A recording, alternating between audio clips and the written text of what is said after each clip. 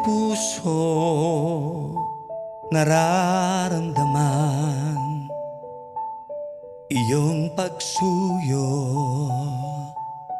bawat araw. Awa mo'y bago. Salamat sa pagdinig sa mga daing ko. Salamat ako'y may mga kapatid dumadalangin walang patid sa katwiran. Pinababati, salamat sa iyong gawa, di maliri. Ikaw ang pag-ibig na nananatili. Ikaw ang ligaya kung may dalamhati. Ikaw ang pag-asa pag napipighati. Salamat o Ama sa iyong pagkandili.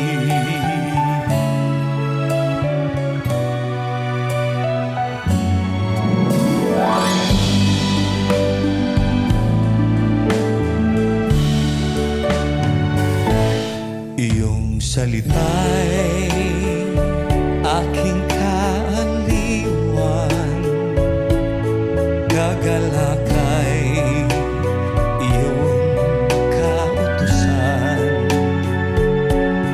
Inihahayag itong kahilingan, samahan mo ako magpakailan tama. Ikaw ang pag-ibig na nananatili.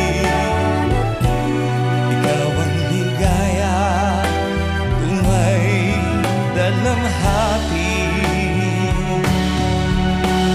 Ikaw ang pag-asa pag napipighati. Salamat po Ama sa iyong pagkandili.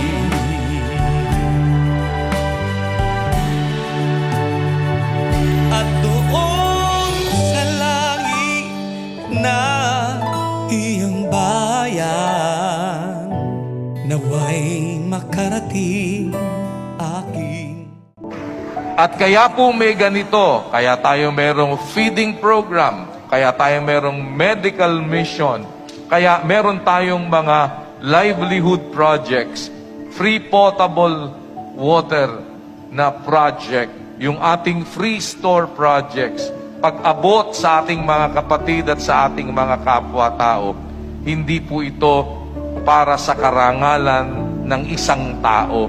Ito'y para sa karangalan ng Diyos na tumawag sa ating mga magkakapatid. Sa pamamagitan nito, naipakikilala natin, mga kapatid, na ang Diyos na ating sinasampalatayanan ay Diyos na mapagmahal, Diyos na maawain, at Diyos na nakikinig sa karaingan ng mga taong matuwid.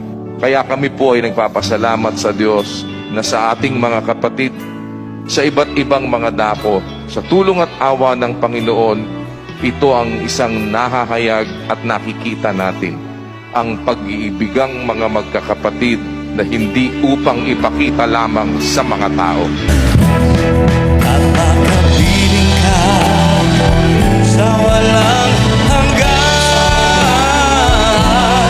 at makapiling ka sa walang hanggan.